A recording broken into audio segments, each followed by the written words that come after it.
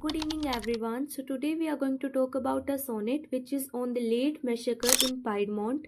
This sonnet is written by John Milton. John Milton is a Puritan writer, and on the late massacre in Piedmont, this sonnet was firstly published in 1674. और ये sonnet एक incident पर based है जो कि अप्रैल 1655 का है कि जो चार्ल्स एमेन्युअल थे ड्यूक ऑफ सेवोय, उन्होंने ऑर्डर दिया कि जो भी लोग पिडमोंट में रह रहे थे और प्रोटेस्टेंट थे उनको 3 दिनों में ये प्लेस खाली करना पड़ेगा और या तो फिर वो कैथोलिक रिलीजन को अपना ले। पर उन्होंने ऐसा नहीं किया, ना तो उन्होंने अपने रिलीजन को छोड़ा और ना ही उन्होंने अपने प्लेस को खाली किया। इसीलिए उनको किल कर दिया गया था मर्सीलेसली। 300 ऑलमोस्ट पीपल थे, उनको एक साथ में किल कर दिया था। चार्ल्स एमेन्युअल फर्स्ट ने अपने सोल्जर्स को ये ऑर्डर दिया था और इसमें जो कैथोलिक चर्च के पोप थे वो भी शामिल थे इस ब्लडशेड में। वो भी यही चाहते थे कि जो प्रोटेस्टेंट पीपल है वो कैथोलिक रिलीजन को अपना। Avenge, O Lord, thy slaughtered saints whose bones lie scattered on the Alpine mountains cold.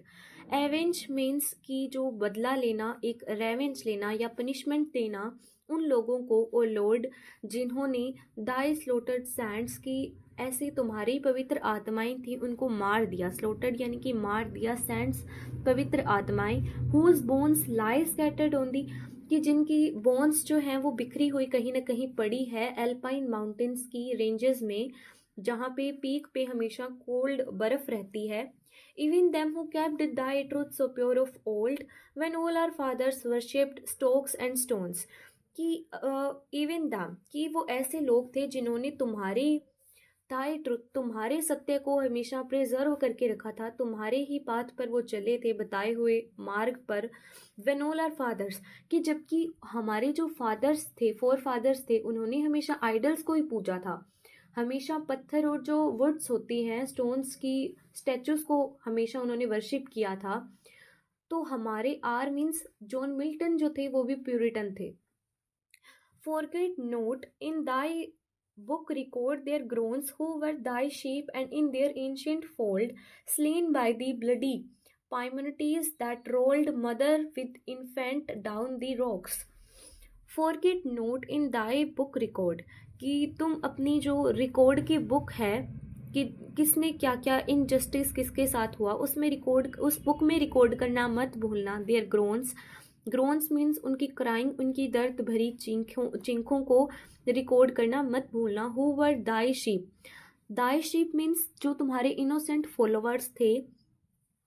And in their ancient fold, की उनके जो एल्पाइन माउंटेन्स की रेंज नीचे वो रहते थे, तो वहाँ पर उनके जो घर थे वहाँ से उनको slain by the bloody Piedmontese. Bloody Piedmontese here refers to the soldiers who were sent by Charles Emmanuel who was the duke of Savoy. तो उन्होंने चार्ल्स एमेन्युअल ने भेजे थे अपने सोल्जर्स को उनको मारने के लिए, स्लेन यानी मारने के लिए। That rolled mother with infant, कि उन्होंने मदर्स को उनके इन्फेंट यानी बेबीज के साथ में रॉक्स के नीचे उन्हें फेंक दिया गया था। देयर मोन्स, की उनकी जो आवाजें थी, दर्द भरी चिंखें थी। The vales redoubled to the hills, यहाँ पर दो मीनिंग निकलते हैं। The vales redoubled to the hills, vales यानी कि जो वेलीज थी वहां से वो आवाजें जाते हुए हिल्स तक गई। एंड दे टू हेवन, और फिर वो हेवन यानी गॉड के पास पहुंचेगी, वो आवाजें पहुंच गई थी। और एक मीनिंग ये भी है कि जो वेल्स थी रीडबल टू द हिल्स, वो ग्रो होकर रीडबल हो गई हिल्स में। एंड दे टू हेवन, और जो प्रोटेस्टेंट पीपल जो थे, सैंट्स थे जिनको मार दिया गया था, वो हेवन तक पहुंचेंगे। यानी कि जो वेल्स जो कि लो लैंडस्केप्स थी वो हाई लैंडस्केप्स में, हिल्स में कन्वर्ट हो गई, और जो प्रोटेस्टेंट थे जिन्होंने सेक्रीफाइस दिया वो हेवन तक पहुंच गए। Their martyred blood and ashes so over all the Italians' fields, where still doth sway the triple tyrant, that from these may grow 100-fold, who having learned thy way early may fly the Babylonian void. तो कह रहे हैं there मार्टियर्ड blood, की जो उन्होंने sacrifice दिया उनका blood, and Ashes, जो भी उनकी जो बची हुई बोन्स या फिर जो भी था, so over all the Italians fields, वो इटालियन जो इटली के फील्ड्स हैं, जो उनके अंदर जो है वो बीज की तरह बो दिए गए थे उसी टाइम पर। Where still doth way the triple tyrant. Triple tyrant means कि जो पोप थे, कैथोलिक चर्च के पोप, उनके लिए ये टर्म यूज हुआ है, ट्रिपल टायरेंट, उनके क्राउन के लिए। तो कह रहे हैं वहां पर अभी भी उनका ही जो एक किंगडम है, दैट फ्रॉम दीज में ग्रो 100 फोल्ड।